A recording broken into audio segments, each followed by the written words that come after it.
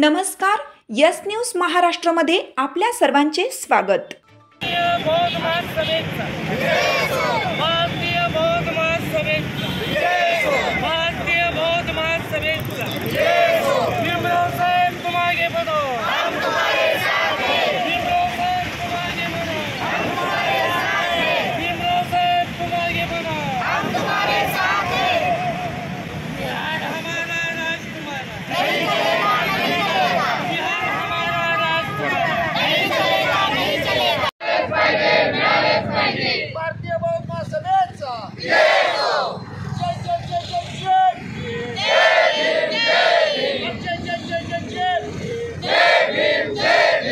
महाबोधी बुद्ध विहार बौद्धांच्या ताब्यात।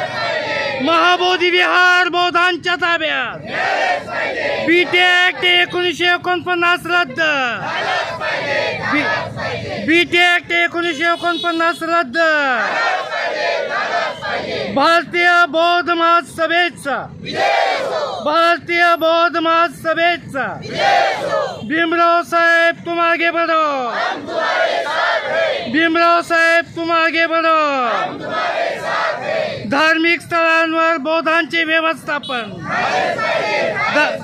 धार्मिक स्थळांवर बौद्धांचे व्यवस्थापन। धार्मिक स्थळांवर बौद्धांचे व्यवस्थापन। रुपेश बंडोपंत तामगावकर, सांगली जिल्हा अध्यक्ष आणि महाराष्ट्र राज्य संघटक। आज 17 सप्टेंबर हा अनागरिक धम्मपालांचा जन्मदिवस आहे। तो जगभर पाली भाषा गौरव दिन म्हणून साजरा केला जातो। याचा औचित्य साधून भारतीय बौद्ध महासभा भारताच्या तमाम बौद्धांची मातृसंस्था आहे। या संस्थेच्या विद्यमानं संपूर्ण देशभर प्रत्येक कलेक्टर ऑफिसवर आमचे जन आक्रोश आंदोलन चालू आहे।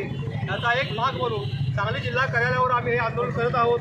आमची मुख्य मागणी 3 आहे। त्यापैकी पहिली मागणी जी आहे ते महाबोधी विहाराचं जे व्यवस्थापन आहे ते 9 सदस्यांचं व्यवस्थापन आहे। या 9 सदस्यांचे 4 बौद्ध सदस्य आहेत, 4 हिंदू आहेत व एक पदसिद्ध गया जिल्ह्याचे जिल्हाधिकारी आहेत। त्याच्यामध्ये पण अशी अट घातलेली आहे की गया जिल्ह्याचे जिल्हाधिकारी हिंदू असतील तरच ते सदस्य म्हणून राहतील, तरच त्यांना निर्णय प्रक्रियेमध्ये भाग घेता येतील। ते बिगर हिंदू असतील तर त्याला कोणताही अधिकार राहणार नाही। त्यामुळे मेजॉरिटी ही 5 हिंदूंची होते आणि मायनॉरिटी ही 4 बौद्धांची होते। मीटिंग बोलवताना सुद्धा हे 4 बौद्धांना बोलवत नाही, यांचे हे 5 लोक बोलवतात, मीटिंग घेतात, निर्णय घेतात आणि कामकाज करतात। खरं म्हणजे हे भारतीय संविधानाचे अनुच्छेद 25चं उल्लंघन आहे। अनुच्छेद 25 प्रमाणे आम्हाला धार्मिक स्वातंत्र्य आहे। अनुच्छेद 26 प्रमाणे धार्मिक संस्थांचं जे व्यवस्थापन आहे त्याच धर्माच्या समूहाला ते व्यवस्थापन करता येतं आणि अनुच्छेद 29नुसार सांस्कृतिक हक्क जे आहेत ते सांस्कृतिक हक्क देखील त्या समूहालाच आहे। परंतु या ठिकाणी सगळ्याच नियमाचं उल्लंघन होत असून आमच्यावर अन्याय होत आहे। गेले 130 वर्ष हे आंदोलन चालू आहे। हे आंदोलन अनागरिक धम्मपाल यांनी चालू केलेलं आहे। आज तागायत हे आंदोलन चालू आहे। खरं म्हणजे बीटी ऍक्ट 1949 हा जो ऍक्ट आहे तो भारतीय संविधान लागू व्हायच्या अगोदरचा ऍक्ट आहे। हा ऍक्ट भारतीय संविधान लागू ऑटोमॅटिक तो कॅन्सल होतो, परंतु तिथल्या व्यवस्थापनाने केवळ दांडगावा करून मनुष्यबळाचा वापर करून त्या कायद्याच्या आधारे तिथलं व्यवस्थापन त्यांनी हातात घेतलेलं आहे। जगभरातला बौद्ध उपासक त्या ठिकाणी येत असतो।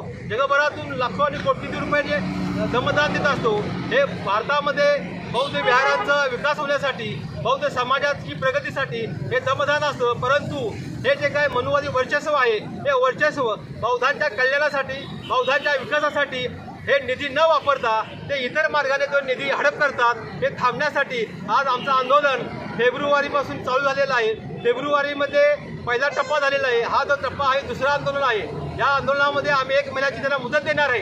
1 महिन्यामध्ये जर सरकारने जेव्हा निर्णय नाही घेतला तर 3ऱ्या टप्प्यामध्ये भारतीय बौद्ध महासभेचे राष्ट्रीय कार्याध्यक्ष आणि डॉक्टर बाबासाहेब आंबेडकर नातू आदरणीय भीमराव यशवंत आंबेडकर यांचा जो आदेश असेल त्या आदेशाप्रमाणे आम्ही पुढचं आंदोलन चालू करणार आहोत। हाक तुमची साथ आमची। यस न्यूज महाराष्ट्र चॅनलला लाईक करा व सबस्क्राईब करायला विसरू नका।